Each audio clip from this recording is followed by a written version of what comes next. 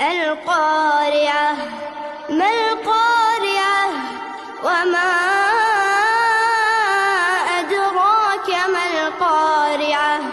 يوم يكون الناس كالفراش المبثوث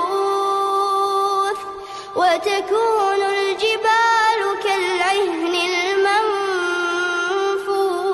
المنفوش فأما من ثقلت موازينه